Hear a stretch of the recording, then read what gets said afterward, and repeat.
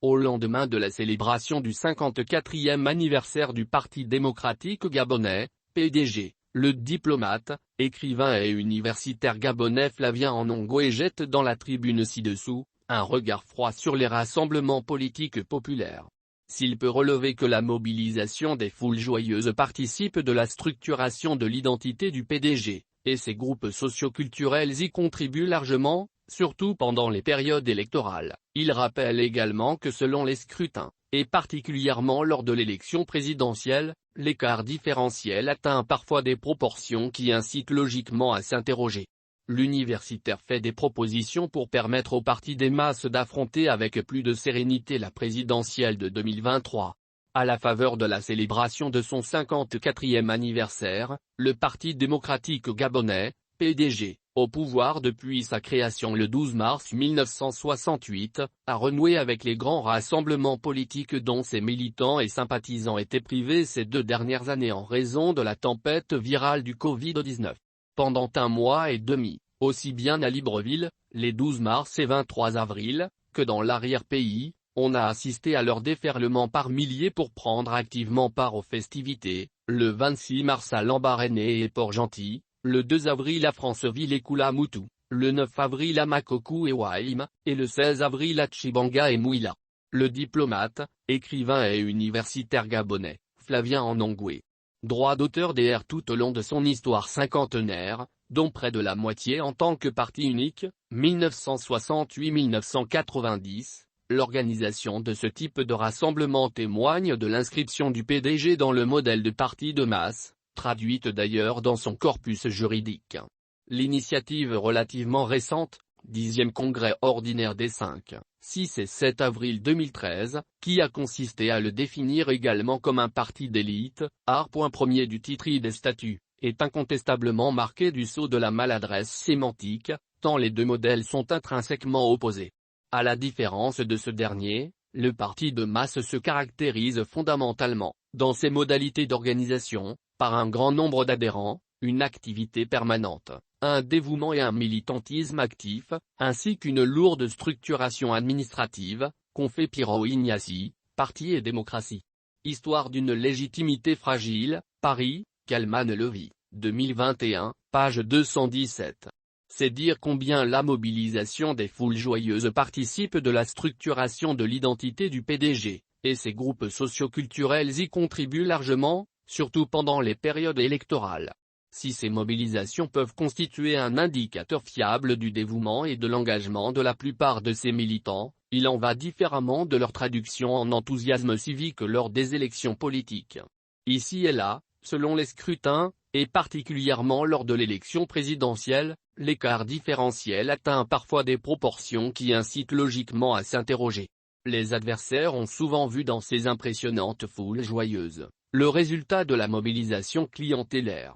Dans une tribune parue il y a 6 ans dans les colonnes de l'Union, 19 juillet 2016, reprise dans Philosopher aujourd'hui hors les murs, Libreville, édition Raponda Valcoeur, 2021, p. 81-425. Je relevais déjà que cette critique avait le mérite de faire le procès d'une pratique, mais elle péchait résolument à lui accorder une importance exagérée. Je tiens toujours la dite pratique marginale, mais sans être aujourd'hui catégorique sur le fait qu'il s'agirait des initiatives d'entrepreneurs politiques isolés ou de second rang.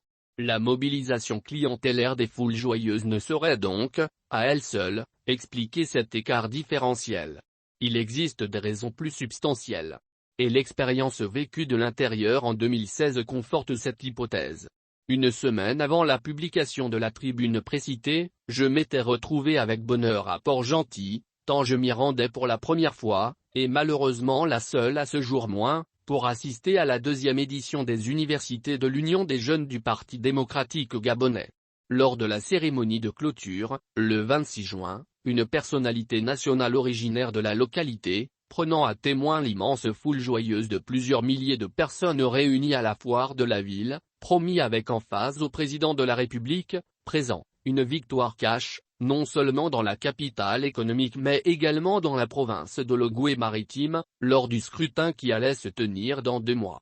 À un membre éminent du gouvernement, qui avait remarqué que le léger sourire en coin reflétait la perplexité de mon visage, et avait, aussitôt après la cérémonie, sollicité quelques explications. J'avais laconiquement répondu que le message des faits me semblait tout autre, pour des raisons aussi bien conjoncturelles que structurelles. En référence au premier registre, je conseillais de prendre en compte une réalité politique pas tout à fait anodine. Le principal challenger, Jean Pigne, en était originaire. Pour le second, j'avais promis de lui faire parvenir, une fois de retour à Libreville, copie d'une autre tribune que j'avais publiée 4 mois auparavant, sous le titre Macaya, homme invisible, pour qui voteras-tu? L'Union du 25 mars 2016, reprise dans Philosopher aujourd'hui hors les murs, Hope. 6.P.7379. Ce qui fut fait. Dans cette tribune, basée sur une étude statistique du vote président-directeur général depuis 2008, date de la dernière élection sous Omar Bongo Ondimba-, j'expliquais notamment que la configuration géographique du dit vote donnait à constater l'existence de 3 pôles géographiques électoraux et que le Goué maritime, l'estuaire et le Anthem se situaient électoralement dans un pôle critique, l'axe ouest-nord, caractérisé par une instabilité des résultats électoraux du PDG, souvent défavorable lors des élections présidentielles. Personne ou presque n'y avait alors prêté attention au sein du PDG, avant que les résultats du scrutin du 27 août ne confirment, grosso modo, la dite configuration géographique ternaire du vote PDG. Les 2 autres pôles étant, celui électoralement indécis, sur l'axe centre-sud, constitué des provinces du Moyen-Ogooué, de l'Angoni et de la Nyanga, et le pôle électoral très favorable constitué des 3 provinces de l'Est, Haut-Ogooué, Ogooué-Lolo et Ogooué-Ivindo. 6 ans plus tard, ici et là, à travers tout le territoire, les toutes récentes mobilisations politiques ont logiquement donné lieu à l'appel à la candidature du président Ali Bongo Ondimba à l'élection présidentielle prévue courant août 2023. Ces appels ont été systématiquement accompagnés, comme par le passé, de promesses de victoire cash, souvent sans déclinaison des modalités pour y parvenir. D'où le risque, dans bien des cas, de n'en faire qu'un slogan politique, donc de créer les conditions de cet écart différentiel entre les foules joyeuses et les électeurs. Pour le surmonter, il me semble nécessaire de satisfaire à une condition préalable, porter une attention méritée à la statistique électorale, car on dit souvent de la statistique qu'elle est l'œil du décideur. Le recours à la statistique ne manque pas de fondement objectif pour l'analyse politique du comportement des électeurs gabonais, qui englobe des aspects descriptifs et explicatifs. En effet, et suivant en cela Bernard Denis et Pierre Bréchon au sujet de la situation en France, la statistique électorale peut être utilisée dans un but de description. L'analyste mesure à la fois les permanences et les évolutions de force électorale, d'une élection à l'autre, il localise les zones de force et de faiblesse de chaque tendance politique sur le territoire national. Mais la sociologie électorale cherche aussi à expliquer la géographie du comportement électoral. Les méthodologies de l'analyse électorale, dans Daniel Gaxi, dire, explication du vote. Un bilan des études électorales en France, Paris, Presse de Sciences Po, Col. Référence, 2e éd., 1989, p.4973, p.51.